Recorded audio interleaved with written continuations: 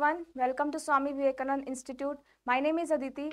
I am your UGC NET Home Science faculty. So today in this session we are going to discuss about aging changes in the male reproductive system. In the previous session we have discussed about the physiological changes, the nutritional requirement of different age group. So today in this session we are going to talk about some aging changes in male reproductive system.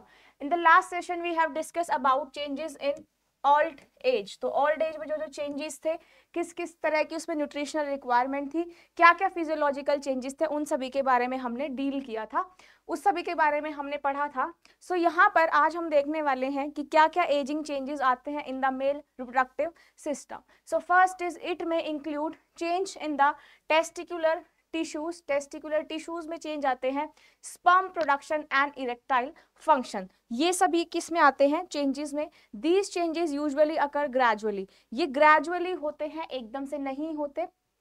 With the age यहाँ पर changes जो हैं वो देखने को मिलते हैं. But in the प्यूबरिटी stage वहाँ पे हॉर्मोन्स जो है वो रिलीज सिक्रीट होना स्टार्ट हो जाते हैं एंड आफ्टर दैट वहाँ पे बहुत सारे चेंजेस आते हैं और उन्हीं चेंजेस के साथ साथ स्टेज वाइज चलते चलते यहाँ पर डिफरेंट चेंजेस हमें देखने को मिलते हैं. तो यहाँ पे जो फर्स्ट चेंज है that is in the testicular tissue sperm production and erectile function, जो कि ये चेंजेस जो हैं वो धीरे धीरे आते हैं. सबसे पहले जो चेंज आता है it occurs primarily in the testis में सबसे पहले यहाँ पे चेंजेस आना स्टार्ट हो जाते हैं. टेस्टिकुलर टिश्यू जो है वो डिक्रीज होना स्टार्ट हो जाते हैं. The level of male sex hormone कौन सा था, टेस्टोस्टेरोन. जो टेस्टोस्टेरोन का लेवल है वो भी सेम रहता है पहले थ्रू आउट आपका. अगर प्यूबरिटी से अगर मैं बात करूं तो वो सिक्रीट होना स्टार्ट होता है, देन सेम रहता है और एडल्ट एज तक आते आते वो स्लो डाउन होने लगता है. देयर में भी प्रॉब्लम्स गेटिंग एन इरेक्शन में प्रॉब्लम होती है. ट्यूब्स दैट कैरी स्पर्म में become less elastic, a process called sclerosis. एक प्रोसेस होती है जिसको हम स्क्लेरोसिस बोलते हैं. वो क्या है, जहां पर आपका जो ट्यूब है जो स्पर्म को कैरी करती है लेस इलास्टिक बन जाती है, उसकी जो इलास्टिसिटी है वो कम हो जाती है and tube become the less elastic. उस कंडीशन को हम बोलते हैं sclerosis. The testis continue to produce sperm but the rate of sperm cell production slow. यहाँ पे जो टेस्टिस है वो स्पर्म तो प्रोड्यूस करती है कॉन्टिन्यूसली बट उनका जो रेट है वो डाउन हो जाता है. मतलब जो रेट ऑफ प्रोडक्शन है that goes slow or that starts decreases gradually. Prostate gland का साइज यहाँ पर इंक्रीज हो जाता है और यहाँ पर प्रोस्टेट इस कंडीशन को बोलते हैं benign prostatic hypertrophy, that is BPH, जिसमें जो प्रोस्टेट ग्लैंड है वो आपका ऐसा लगता है कि वो स्वेल हो गई हो, मतलब उसका जो मास है वो बढ़ जाता है और इस कंडीशन को बोलते हो BPH, benign prostatic hypertrophy. Mainly ये 50% मेल में इफेक्ट करता है, सभी मेन में नहीं करता. तो यहाँ पे कुछ ऐसे रिप्रोडक्टिव चेंजेस हैं जो कि आपका ड्यूरिंग द अडल्ट से लेकर आपका ओल्ड एज तक ये सारे चेंजेस जनरली देखने को मिलते हैं. Now if I talk about the ageing changes in female reproductive system, जैसे जैसे एज बढ़ती है वैसे वैसे क्या फीमेल रिप्रोडक्टिव सिस्टम में चेंजेस आते हैं. सबसे पहले we have talked about menopause, जो कि एट द एज ऑफ 50 और 50+ भी होता है, जिसकी वजह से बॉडी में बहुत सारे चेंजेस देखने को मिलते हैं. तो मीनोपॉज हो गया. जब मीनोपॉज हो जाएगा तो यहाँ पे ओवरीज जो है वो एग बनाना नहीं, हार्मोन बनाना यहाँ पर क्या है स्टॉप हो जाता है. कौन सा हार्मोन, इजेस्टेरोन एंड प्रोजेस्टेरोन. ये जो है हार्मोन्स यहाँ पर बनना कम हो जाता है, इनकी अमाउंट जो है वो कम हो जाती है, सिक्रीशन जो है वो लेस हो जाता है और eventually it becomes stop. So now यहाँ पर ओवरीज जो है इट स्टॉप रिलीजिंग एग्स, इसको आप ओवा बोलते हो. एग यहाँ पर रिलीज जो है ओवरीज करना स्टॉप कर देती है and after the menopause women can not become pregnant. तो ये होता है यहाँ पर मीनोपॉज के सिम्टम्स. नाउ अदर चेंजेस यहाँ पर कौन कौन से आते हैं. हार्मोन लेवल जो है वो डिक्रीज होना स्टार्ट हो जाता है. वेजाइनल वॉल्स जो है वो थिक हो जाती है, लेस इलास्टिक हो जाती हैं एंड पॉसिबली इरिटेटेड. यहाँ पे एक्सटर्नल जो जेनिटल टिश्यू है वो डिक्रीज हो जाता है, थिन हो जाता है और यहाँ पे अगेन वो भी इरिटेटिंग हो जाता है, जिससे आपका बॉडी में बहुत सारे चेंजेस आ जाते हैं।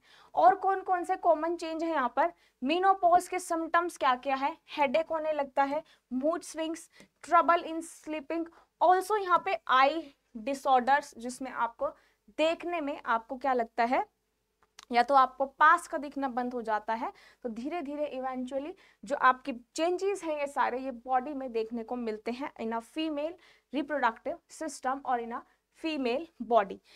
ऑस्टियोपोरोसिस के चांसेस बढ़ जाते हैं, osteoporosis that occurs due to the calcium deficiency. तो कैल्शियम की जब डेफिशिएंसी हो जाती है तो ऑस्टियोपोरोसिस उसको हम बोलते हैं। ऑस्टियोपोरोसिस यहाँ पे दिखना आपको स्टार्ट हो जाता है, जो आपका स्केलेटल बोन मास है उसमें चेंजेस आने लगते हैं, स्ट्रेंथ कम हो जाती है, ठीक है। और अगर जरा सी चोट लग गई तो फ्रैक्चर भी वहां पे फ्रैक्चर होने के चांसेस ज्यादा रहते हैं, क्योंकि बोन जो है वो लेस इलास्टिक हो जाती है, थिन हो जाती है। इसलिए इसको हमें कुछ अपनी लाइफस्टाइल मॉडिफाई करके और मेडिसिन, ड्रग्स या फिर प्रॉपर डाइट, फिजिकल एक्सरसाइज करके हम इसको क्योर कर सकते हैं। फिटनेस यहाँ पे बहुत ही इंपॉर्टेंट फैक्टर है, फिटनेस को अपना मेंटेन करना है, बॉडी को मेंटेन करना है, ताकि यहाँ पर किसी भी तरह का आपको मेजर प्रॉब्लम ना आए। तो इसको हमें अवॉइड करने के लिए regular exercise, lifestyle modification, clean habit of eating, ये सभी का ध्यान में रखना है during the ageing changes in the female reproductive system. Now coming to the cumulative changes in adult around 65 के अराउंड में यहाँ पर क्या क्या चेंजेस आने लगते हैं। Hearing impairment among older adult is of moderate or mild, yet it is widespread. सुनने की क्षमता कम हो जाती है, ठीक है, जैसे आपने देखा होगा ओल्ड एज में सुनाई कम देने लगता है। विजुअल चेंजेस भी आते हैं, क्योंकि यहाँ पे जो आपकी आईज की मसल्स है वो क्या है, बहुत वीक हो जाती है। तो आईज की मसल्स जब वीक होएगी तो वहाँ पे विजुअल चेंजेस जनरली देखने को मिलेंगे, जैसे speed, reading speed, seeing in dim light, reading small prints and locating objects. तो ये सभी चेंजेस जो है वो देखने को मिलते हैं। It come under the visual changes. Now यहाँ पर क्या है, the amount of time it take to respond to features in the environment once they are detected, it's typically slower among older adults. ये सब जो changes है वो धीरे धीरे आते हैं, एकदम से changes देखने को नहीं मिलते। Now the proportion of older adults needing assistance with everyday activities increases with the age.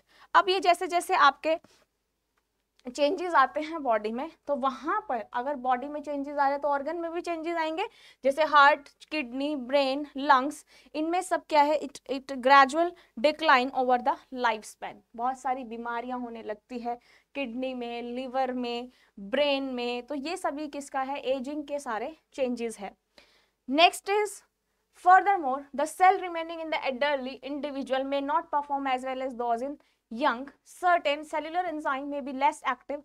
कुछ एंजाइम्स जो है वो कम एक्टिव होते हैं। अब जब एंजाइम्स कम एक्टिव रहेंगे तो उससे जितने भी हमारी बॉडी में केमिकल रिएक्शंस हैं उनकी जो प्रोसेस है वो क्या हो जाएगी, स्लो हो जाएगी, ठीक है। और अल्टीमेटली क्या होगा, सेल बिकम डाई। अब यहाँ पर नेक्स्ट, ये तो था आपका सेल चेंजेस। नेक्स्ट यहाँ पे आते हैं cognitive changes which is related to the behaviour changes. तो यहाँ पर इसमें क्या होगा, the sense of perception, memory, intelligence, language, thought, problem solving, ये सब आपके अगेन यहाँ पर सिम्टम्स दिखाई देते हैं। जैसे यहाँ पर ओल्ड एज में क्या है, आप मेमोरी लॉस होने लगता है, जिसको आप डिमेंशिया भी बोलते हो। तो जनरली ओल्ड एज में डिमेंशिया होने लगता है, इंटेलिजेंस कम हो जाती है, लैंग्वेज, थॉट, ये सब प्रॉब्लम्स जनरली हमें देखने को मिलती है। Because it may take older adults more time to encode, store and retrieve information, क्योंकि ओल्ड एज में क्या है, हम इंफॉर्मेशन को जल्दी एनकोड नहीं कर पाते और अच्छे से उसको समझ नहीं पाते, इसलिए क्या है, लर्निंग प्रोसेस जो है वो स्लो हो जाता है in the case of old age. Now coming to the next, nutritional concerns for older adults. ये हमने ऑलरेडी डिस्कस कर लिया था पहले वाले सेशन में, मैं आपको ब्रीफ दे देती हूँ। यहाँ पर हमें क्या करना है, जब न्यूट्रिशनल कंसर्न की बात करते हैं ओल्ड एज में, तो यहाँ पे हमें मील पोर्शन साइज को देखना है, कार्बोहाइड्रेट फूड को इंक्लूड करना है, फ्रूट वेजिटेबल को इंक्लूड करना है और कलरफुल प्लेट बनाना है।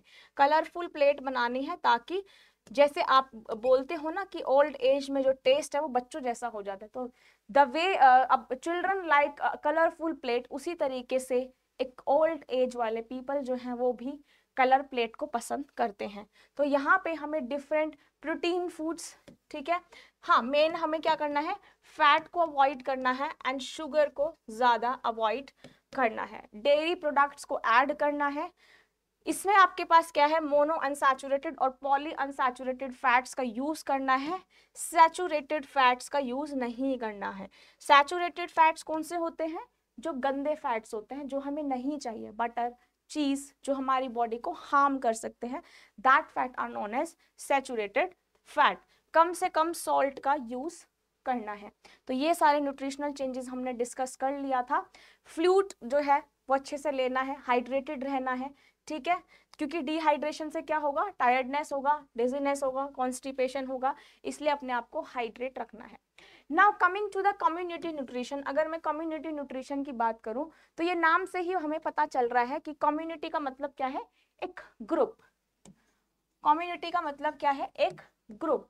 तो यहाँ पे कम्युनिटी न्यूट्रिशन का मतलब क्या है, हमें ऐसे इनिशिएटिव्स लेने हैं या फिर ऐसे गोल लेने हैं ताकि हम पब्लिक को अवेयर कर सके अबाउट द न्यूट्रिशन। तो हमें क्या लेने हैं, अलग अलग इनिशिएटिव्स लेने हैं, चाहे आप इनिशिएटिव्स लो चाहे आप प्रोग्राम्स चलाओ। तो यहाँ पे डिफरेंट डिफरेंट इनिशिएटिव्स, बहुत सारे प्रोग्राम्स जो चलाए हुए हैं जो कि एक कम्युनिटी को अवेयर करते हैं अबाउट द न्यूट्रिशन। जैसे मैंने डिस्कस किया था about mall nutrition. Mall nutrition में क्या था, बहुत सारे प्रोग्राम्स चलाए थे ना। जैसे यहाँ पर प्रोग्राम्स चलाते कब हैं, जब वहां पर एक आपका अकाल पड़ रहा हो, मतलब अकाल नहीं बोल सकते, जैसे मान लो एक डिजास्टर आ गया, वहां पे भूखमरी आ गई, तो उस भूखमरी में क्या करा, गवर्नमेंट कुछ फूड प्रोवाइड करती है। जैसे मैंने आपको बताया था, जो माल नरिश चिल्ड्रन है उसको क्या प्रोवाइड किया गया था, F75, F100, जो कि फॉर्मूला मिल्क था। तो यहाँ पे ये इस तरीके के आपको फूड प्रोवाइड किए जाते हैं ताकि किसी भी तरह का न्यूट्रिएंट की कमी बच्चों में ना हो। तो ऐसे ही नॉट भूखमरी कंडीशन में नहीं, अगर कोई लोग गरीब है या फिर बहुत बच्चे माल नरिश्ड है, जो सीवियरली माल नरिश्ड आते हैं, जो कि SAM कैटेगरी में आते हैं या फिर जो MAM कैटेगरी में भी आते हैं, उनको क्या किया जाता है, फूड प्रोवाइड किया जाता है। तो कम्युनिटी न्यूट्रिशन का गोल क्या है, हमें हर एक इंडिविजुअल को एजुकेट करना है about the nutrition, about their eating habits, about their eating patterns, about the food pyramid and about the balance diet. तो हमें कम्युनिटी में इन सभी को क्या करना है, एजुकेट करना है, ताकि हाँ सिर्फ बच्चों को नहीं, सिर्फ एडल्ट को नहीं, जितना भी एज ग्रुप है सभी को क्या करना है, एजुकेट करना है, सो दैट वो इजिली क्या हो, न्यूट्रिशन के बारे में समझे और एक हेल्दी हैबिट्स को अपनाए, ताकि उनकी बॉडी जो है वो अच्छे से ग्रो कर पाए और मेंटेन कर पाए। आजकल तो वैसे ही सब इतना डाइट कॉन्शियस हो गए हैं ना। तो यहाँ पर हमें जो एरिया अंडर डेवलप्ड है या फिर ऐसे लोग जो कि अभी न्यूट्रिशन के बारे में अवेयर नहीं है, उन सभी को हमें क्या करना है, एजुकेट करना है, सो दैट उनकी बॉडी जो है वो ठीक रहे। जैसे एक young pregnant women may not realise how her poor eating habit affect her developing foetus. तो ऐसे भी हमें क्या है, न्यूट्रिशनल अवेयरनेस प्रोग्राम्स चलाए जाने चाहिए, जहाँ पे जैसे आपका एक यंग प्रेग्नेंट वुमेन है, उसको नहीं पता होता, उसको रियलाइज नहीं होता कि प्रेगनेंसी के टाइम पे क्या क्या खाना चाहिए, उसकी ईटिंग हैबिट्स क्या होनी चाहिए। तो इस तरीके के प्रोग्राम्स जो है वो गवर्नमेंट ने चलाए, ऐसे इनिशिएटिव लिए, ठीक है। नेक्स्ट यहाँ पे अगर मैं बात करूं, ओबेसिटी जो है वो सबसे बड़ा इशू है, इसलिए हमें किस तरीके से आपका न्यूट्रिशन लेना चाहिए, ठीक है। ओबेसिटी इस ज्यादा इसलिए है क्योंकि there is a lack of physical education in the school. School में बाकी सब तो सिखाया जाता है, बट ओबेसिटी पे कोई लेक्चर नहीं देता, कोई न्यूट्रिशन के ऊपर लेक्चर नहीं देता, कोई बच्चों को ये नहीं बताता कि उसको किस तरीके से न्यूट्रिशन लेना चाहिए, किस तरह से वेट यहाँ पर कम होता है, कैसे कैसे हम अनहेल्दी फूड चॉइसेस को रिमूव करना चाहिए। तो यहाँ पर इनिशिएटिव जो है वो लेना चाहिए।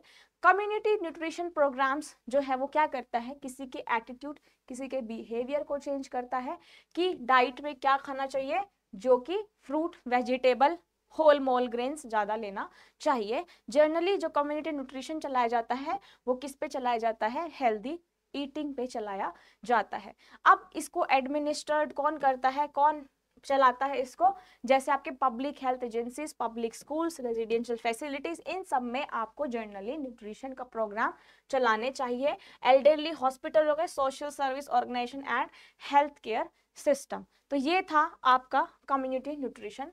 कम्युनिटी न्यूट्रिशन क्या देखता है, हेल्थ कंडीशन जैसे ओबेसिटी, इकोनॉमिक कंडीशन जैसे पॉवर्टी, ठीक है, cultural traditional changes, unhealthy eating, ये सभी आता है कम्युनिटी न्यूट्रिशन में। यही सारे पैरामीटर्स को देख के गवर्नमेंट जो है वो इनिशिएटिव लेती है सो दैट वहां पे पॉवर्टी भी खत्म हो जाए, एक लेवल पे रिड्यूस हो जाए, लोग भूखे भी ना मरे, सबको खाना मिल जाए और सबकी बॉडी में न्यूट्रिशन की अमाउंट जो है वो प्रॉपर चली जाए। Community nutrition strive to improve eating habits, वो हैबिट्स, ईटिंग हैबिट्स को वहां पर चेंज करने में हेल्प करता है। तो कम्युनिटी प्रोग्राम्स काफी बारी फेल भी हो जाता है क्योंकि काफी बारी फंडिंग नहीं होती, प्रोग्राम कैंसिल हो जाते हैं, कोई पार्टिसिपेट नहीं करना चाहता। मेन प्रॉब्लम क्या है लोगों के साथ, कोई पार्टिसिपेट करना ही नहीं चाहता ऐसे प्रोग्राम्स में, इसलिए यहाँ पे जो प्रोग्राम जो इनिशिएटिव है कुछ यहाँ पर फेल हो जाते हैं। कुछ कल्चरल बैरियर्स भी यहाँ पर आ जाते हैं एंड लैक ऑफ डिजायर, वही कोई लीडरशिप लेना ही नहीं चाहता, कोई पार्टिसिपेट ही नहीं करना चाहता। तो ये सारे आप क्या आते हैं community nutrition. Now if I talk about sports nutrition, तो स्पोर्ट्स पर्सन जो है उनका न्यूट्रिशनल रिक्वायरमेंट कैसा रहना चाहिए, क्या क्या उनको न्यूट्रिएंट्स लेने चाहिए। सबसे इंपॉर्टेंट क्या है स्पोर्ट्स न्यूट्रिशन वालों के लिए, वाटर, क्योंकि जब वो एथलीट है, जो स्पोर्ट्स खेलते हैं, जो एथलीट है, उनको सबसे ज्यादा हाइड्रेटेड रहना पड़ता है, ठीक है। हाइड्रेटेड रहने के लिए क्या करना पड़ेगा, पानी पीना पड़ेगा ताकि उनकी बॉडी में डिहाइड्रेशन ना हो। तो वाटर जो है वो इनका सबसे इंपॉर्टेंट न्यूट्रिएंट है। तो यहाँ पर क्या है, जो स्पोर्ट्स न्यूट्रिशन वाले जो एथलीट हैं उनको ज्यादा से ज्यादा पानी पीना है, ठीक है। और जब वर्कआउट करते हैं स्पेशली हॉट वेदर में, तो वहां पर क्या है, डिहाइड्रेशन होने के चांसेस ज्यादा रहते हैं क्योंकि स्वेटिंग के टाइम पे उनका वाटर लॉस हो जाता है बॉडी से। तो यहाँ पर क्या क्या चीजें ध्यान में रखनी चाहिए एथलीट को, पानी पीते रहना चाहिए फ्रीक्वेंटली, ठीक है। कूल बेवरेजेस को लेना चाहिए ताकि उनकी बॉडी जो है वो बॉडी टेम्परेचर उनका कम हो जाए, ठीक है। मेनली यहाँ पर क्या है, वाटर जो है एक इम्पॉर्टेंट न्यूट्रिएंट है उनके लिए, ठीक है। राइट कॉम्बिनेशन में खाना है, कार्बोहाइड्रेट, प्रोटीन, फैट्स, इन सब की अमाउंट एक राइट प्रोपोर्शन में खानी है। अब यहाँ पर स्पोर्ट्स पर्सन के लिए कौन कौन सी बैलेंस डाइट में, फर्स्ट आता है carbohydrate. Carbohydrate 60 to 70% of daily energy provide करता है, क्योंकि यहाँ पर ह्यूमन बॉडी सबसे पहले क्या करती है, शुगर जो है वो किस में कन्वर्ट होता है, जैसे आपका शुगर है, सॉरी, या फिर स्टार्च है, वो आपका किस में कन्वर्ट होता है, ग्लूकोज में। मतलब यहाँ पर शुगर नहीं लिख सकते, starch generally converted into the glucose, जो छोटे उसमें कन्वर्ट हो जाता है। तो यहाँ पर क्या करना है, जो स्पोर्ट्स पर्सन है उनका कितना अमाउंट होना चाहिए, उनका अमाउंट होना चाहिए 50 to 60 to 70% of the daily energy, ठीक है। यहाँ से क्या है, हाई इंटेंसिटी मिलती है, ठीक है, एनर्जी मिलती है जनरली उनको अगर वो राइट अमाउंट में कार्बोहाइड्रेट, प्रोटीन और फैट कंज्यूम करेंगे तो। नेक्स्ट यहाँ पे आता है प्रोटीन्स। प्रोटीन जो है वो कितना कैलोरीज प्रोवाइड करती है, 12 to 15%। ऑल्सो न्यू टिश्यूज को बिल्डअप करने में हेल्प करती है। ऑल्सो यहाँ पे किस में हेल्प करती है प्रोटीन, आपका मसल बिल्डिंग में, which is very much important for the athlete. तो यहाँ पे प्रोटीन की अमाउंट ज्यादा से ज्यादा कंज्यूम करनी चाहिए। प्रोटीन रिक्वायरमेंट क्या है, लेवल ऑफ फिटनेस, किस तरह की वो फिजिकल एक्टिविटीज कर रहे हैं, एंडोरेंस कितना है, वही मसल मास उनका कितना है, टोटल डेली कैलोरीज कितनी वो कैलोरीज कंज्यूम कर रहे हैं, ठीक है। और कार्बोहाइड्रेट इनटेक, कितना वो कार्बोहाइड्रेट को ले रहे हैं, क्योंकि carbohydrate is the ultimate source of good energy. तो कार्बोहाइड्रेट जितना वो लेंगे उतना ही ज्यादा उनमें एनर्जी आएगी। वैसे कॉम्बिनेशन में लेना जरूरी होता है। फैट जो है वो आपको 20 से 30% से ज्यादा नहीं देना है। सैचुरेटेड फैट्स को बिल्कुल अवॉइड करना है क्योंकि अनहेल्दी फैट्स होते हैं, और अनसैचुरेटेड फैट्स को जनरली यूज करना है, ठीक है। ज्यादा खाने से क्या होगा, हार्ट डिजीज हो सकते हैं, हेल्थ प्रॉब्लम्स हो सकती है, इसलिए जो फैट है उसमें हमें अनसैचुरेटेड या पॉली अनसैचुरेटेड फैटी एसिड्स का यूज करना है। न्यूट्रिशन क्या लेना चाहिए बिफोर द कॉम्पिटिशन, ठीक है। यहाँ पर the food eaten on the morning of a sports competition can ward off hunger, keep blood sugar adequate and aid hydration। जब वो अपना सुबह का जो खाना होता है उससे क्या होता है, उनका ब्लड शुगर लेवल मेंटेन रहता है और डिहाइड्रेशन भी नहीं होता, वो लोग हाइड्रेटेड रहते हैं। इसलिए यहाँ पर एथलीट को हाई प्रोटीन हाई फूड नहीं खाना जिस दिन उनका इवेंट होगा, क्योंकि ये डायरेक्ट क्योंकि यहाँ पे अगर आप हाई बहुत कॉम्प्लेक्स फूड्स खाओगे तो उसको डाइजेस्ट होने में टाइम लगता है, तो इसलिए वो फूड्स कंज्यूम करने हैं जो कि जल्दी डाइजेस्ट हो जाए। तो इसलिए जो स्पोर्ट्स पर्सन है उनको हाई प्रोटीन हाई फैट वाला फूड नहीं खाना है। रूल क्या है, ऐसी मील लेनी है जो कार्बोहाइड्रेट रिच हो, eat solid food 3 to 4 hours before an event, 3 से 4 घंटे पहले कोई सॉलिड फूड खाना है, 2 to 3 आवर्स आपको लिक्विड पीना है, ठीक है। Choose easily digestible food, sugary food को अवॉइड करना है और पानी यहाँ पर पीते रहना है। अब इमरजेंसी, वो तो थी स्पोर्ट्स पर्सन की बात। स्पोर्ट्स पर्सन का मेन एलिमेंट क्या है, वाटर, ठीक है। अब अगर मैं इमरजेंसीज और डिजास्टर्स की बात करूं तो यहाँ पर जब इमरजेंसीज और डिजास्टर्स आते हैं तो सबसे पहले माल न्यूट्रिशन की प्रॉब्लम सबसे ज्यादा देखने को मिलती है।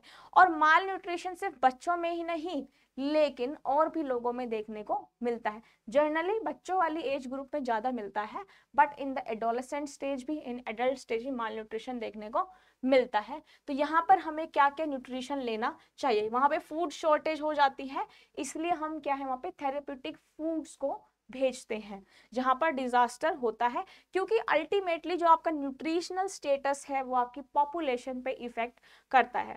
तो यहाँ पर इमरजेंसी और डिजास्टर के टाइम पे क्या करना चाहिए, अर्थक्वेक सबसे ज्यादा इफेक्ट करता है फूड सप्लाईज को, ठीक है। फ्लड, सुनामी ये भी आपके डायरेक्ट इफेक्ट करते हैं, डोमेस्टिक एनिमल्स को किल कर देते हैं, ठीक है। फूड भी वहां पर खत्म हो जाता है। तो यहाँ पर हमें क्या करना है, जब भी इमरजेंसी डिजास्टर्स हो तो यहाँ पे जनरली हमें क्या करना चाहिए, जैसे आपके थेराप्यूटिक फूड्स भेज दिए या फिर जो जर्नल बेसिक फूड्स है उनकी रिक्वायरमेंट यहाँ पर पूरी हो जाए, उतना ही बहुत है हमारी बॉडी में। तो ये सब आते हैं न्यूट्रिशन, न्यूट्रिशन आपके, क्योंकि न्यूट्रिशन जो है वो सबसे ज्यादा इफेक्ट करता है in the emergencies and disaster. वहाँ पे खाने की कमी हो जाती है जिसकी वजह से माल न्यूट्रिशन के केसेस सबसे ज्यादा देखने को मिलते हैं इन द चिल्ड्रन। ना यहाँ पे पर्पस क्या है फूड एड का, ताकि हमें माल न्यूट्रिशन को प्रिवेंट करे, चाहे वो सीवियर एक्यूट माल न्यूट्रिशन हो चाहे वो मॉडरेट एक्यूट माल न्यूट्रिशन हो, इसको अवॉइड करना है, माल न्यूट्रिशन को बेसिकली खत्म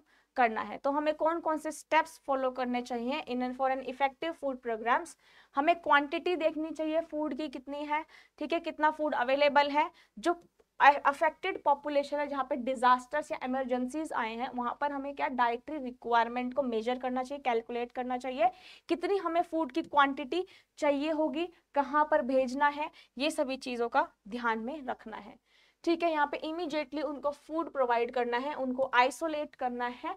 जैसे इंस्टीट्यूट, अगर किसी को चोट पहुंची है तो जो हॉस्पिटल्स हैं या फिर क्लिनिक्स है या फिर रिफ्यूजीज के कैंप वहां पे फटाफट वहां पर उनको भेजना चाहिए, ठीक है। नेक्स्ट यहाँ पे आइडेंटिफाई करना उनके food stock, transportation, storage and distribution, ये सभी ध्यान में रखना चाहिए कि फूड को आप कहाँ स्टोर करोगे, कैसे ट्रांसपोर्ट करोगे, कैसे उन लोगों तक पहुंचाओगे। उसके बाद मॉनिटरिंग करनी है, मतलब उनका इवैल्यूएशन करना है कि सब लोगों को न्यूट्रिशन वहां पर मिला है या फिर नहीं मिला है। अब यहाँ पर हम मैनेजमेंट कैसे करते हैं, मैनेजमेंट क्या है, यहाँ पे ऑब्जेक्टिव क्या है, जो डिजीज ट्रांसमिशन है थ्रू फूड वो ना हो। अगर हम फूड को प्रॉपर स्टोर नहीं करेंगे तो वो फूड क्या है खराब हो जाएगा, और अगर वो खराब फूड खा लिया तो पॉपुलेशन बहुत ज्यादा इफेक्ट करेगी। जनरली वहां पे फूड बॉर्न डिजीजेस जो है वो हो जाएगी। फूड बॉर्न डिजीजेस मतलब जैसे वो चाहे वाटर से हो चाहे फूड से हो, कोलेरा हो गया, डायरिया हो गया, टाइफाइड हो गया, मलेरिया हो गया, तो ये सारे क्या है यहाँ पे हमें सेफ्टी बना के रखनी है जब भी हम फूड डिस्ट्रीब्यूशन करते हैं, ठीक है। जो हमें फूड रिसीव हो रहा है उसको आइडेंटिफाई करना है, अगर खराब हो गए तो उसको डैमेज करना है, खत्म कर देना, डिस्कार्ड कर देना है, और प्रॉपर स्टोरेज कंडीशंस में उनको मेंटेन करना है। ऐसे प्रोडक्ट को फेंक देना है जो बल्जिंग हो, ब्रोकन हो, रस्टेड हो या फिर रिजेक्ट हो, जिनके एक्सपायरेशन डेट हो, इन सबको डिस्कार्ड कर देना है। स्टोर हमें फूड को करना है एक अच्छी हाइजीनिक कंडीशन में, ताकि यहाँ पर अगर आप स्टोर करो, अगर आप फूड स्टोर भी कर रहे हो तो वो आगे इमरजेंसीज डिजास्टर्स में काम आए। आगे मतलब अगर वो 2-3-4 दिन तक चल जाए, ठीक है। इंपॉर्टेंट थिंग क्या है यहाँ पर, हमें is to provide sufficient energy if it is not in a balanced diet। हमें sufficient energy provide करनी है, चाहे वो उस balanced diet में हो या फिर ना हो। तो यहाँ पर short time period के लिए 1700 kilo calories daily will prevent severe deterioration of the nutritional status and famine। हमें generally daily 1700 kilo calories provide करनी है in the nutritional disaster and management. किस तरीके से हम डिजास्टर में मैनेजमेंट कर सकते हैं।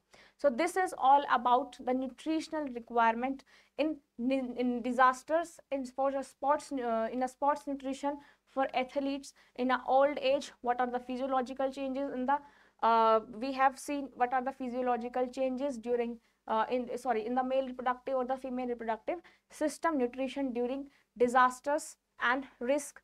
और यहाँ पर मैं इसी तरीके से और भी सेशन लेकर आने वाली हूँ। ये वाला आपका जो पार्ट था, this is the part of unit number 2। So I hope आपको सेशन अच्छा लगा होगा। इसी तरीके से पढ़ते रहिए, और जो भी डाउट हो आप कमेंट बॉक्स में ज़रूर मेंशन करना। Thank you so much, bye and take care everyone.